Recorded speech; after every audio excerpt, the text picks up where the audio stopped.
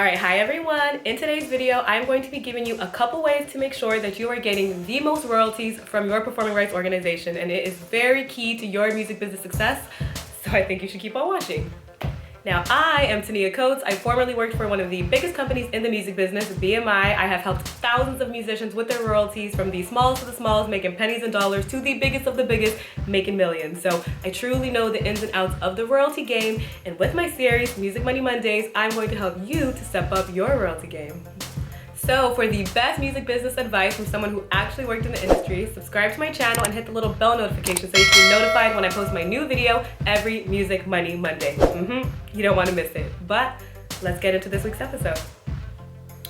Alright, so one way to make sure that you are getting the most money from your performing rights organization is to make sure that you are always adding alternative titles and alternative artist names to your song registrations and to your account. Now, I know this may not sound like anything major, but I am telling you that this is one of the biggest ways I saw many musicians and publishers missing out on royalties when I worked for BMI. And I mean like small time people and the big name people out there. I could name some names for you, but I don't think I'm legally allowed to do so. So, I'm not doing it.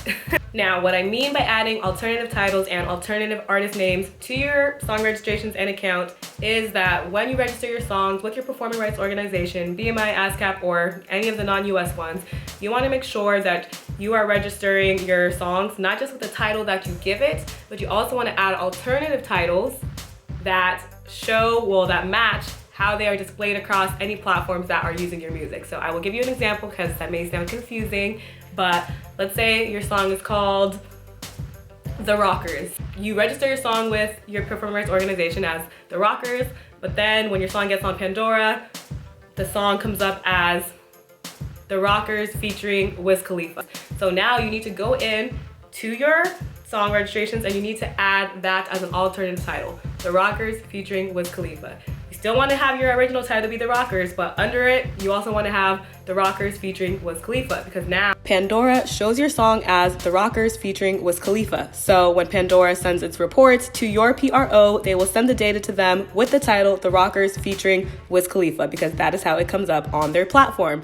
Then when your PRO gets this report, they will run it against their own data, which is the song registrations that you give to them, and The Rockers featuring Wiz Khalifa is not going to match up with your title called The Rockers. And then when it comes time to pay out those royalties for The Rockers featuring Wiz Khalifa, they will not be paid out to you because it never matched up to you and your song title. So they're not connecting those royalties together and you're missing out on those royalties. So you need to do that for every single platform, every single radio station, every single whatever. You need to know how they are displaying your song title. You need to add that as an alternative title to your song registrations. And you don't have to do this right when you register your songs, because sometimes your songs are not on Pandora, YouTube, Spotify at the time when you register them. Just make sure you go back and add those alternative titles that are the exact way that they are titled on those platforms. And with the artist name, alternative artist names, you want to do the same thing except with your account. So when you are signed up for a performing rights organization, you sign up with your government name, your real name, but you also have your artist name that's linked to your account. And I'll take the same example. So The Rockers is a song by Action Bronson and Wiz Khalifa. And let's say that your name is Action Bronson, but on some sites, the song comes up as Action Bronson, Wiz Khalifa, The Rockers.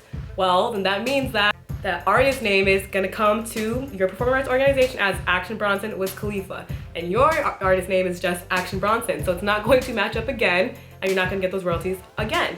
So you wanna make sure that yes, your name is not Action Bronson, Wiz Khalifa, but you wanna make sure that you are getting the royalties that are connected to Action Bronson, Wiz Khalifa. Also, you need to do this with your artist name if your name is coming up spelled differently on different platforms as well. So not just if there's someone featured on the song, but if your name is spelled differently on different platforms, then you need to go into your account and you need to add that as an alternative artist name to your account. Even though it's a misspelled way, you still want to get those royalties from the misspelling. So you need to make sure that however it's spelled, even if it's just off by one letter, even if two words are mashed together, even though it's just one word, even though it's supposed to be two words, then you need to make sure that that is added to your account name as well.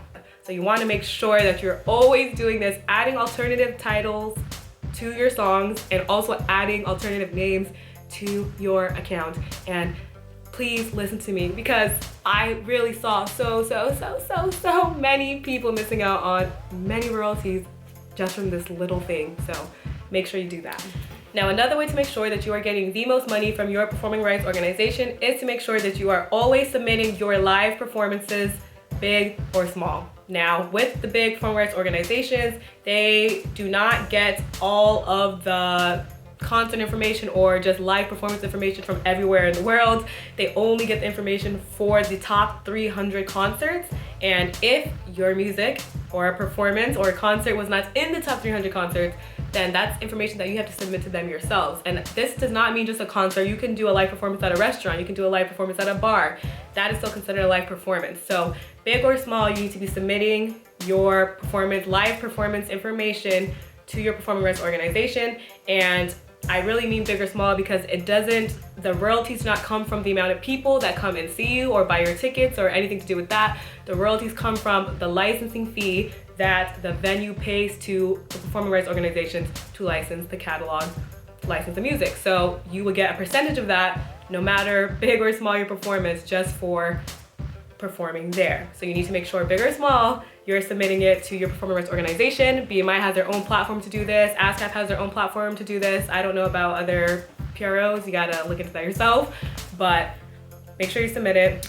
All right, and here is another way to make sure you are getting the most royalties from your performing rights organization, but this is more like a cheat the system tip. This is not something that is absolutely necessary. This is not even something that I recommend everybody do. It's just a way to cheat the system in a sense if you really want to go this far, which would be that if you're always writing songs or creating music with the same group of people, the same collaborators, or if you are part of a band, so you're always writing with the same bandmates, then for you guys to be a part of different performing rights organizations. So let's say that Nick, Tom, and Jerry are a band, or they're a group of people who write together all the time.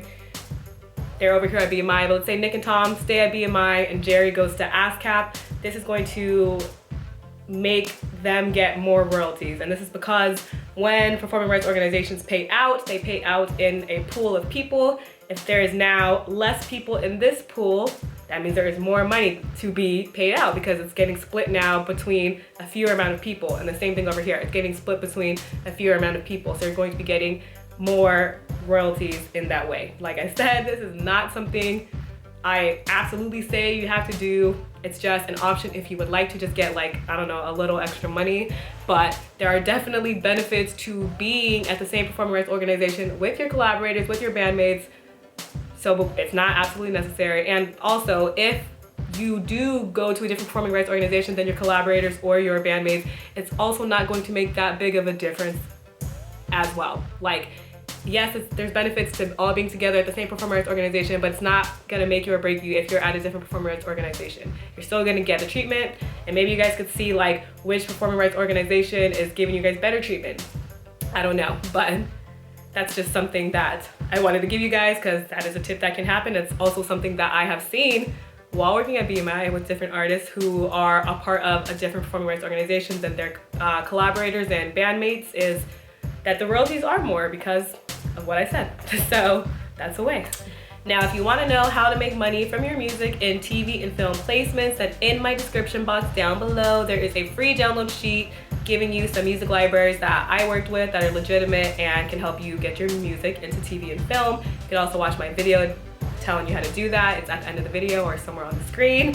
Also, please let me know any questions you guys have about the music business because I want to be able to make videos that actually help you guys. So please let me know what you want to see in the description box, in the comments down below. If you like this video or if it was helpful to you, then please be helpful to me and subscribe to my channel and give this video a thumbs up. Also, please be sure to come back for the next Music Money Monday. You don't want to miss it. Bye, everyone.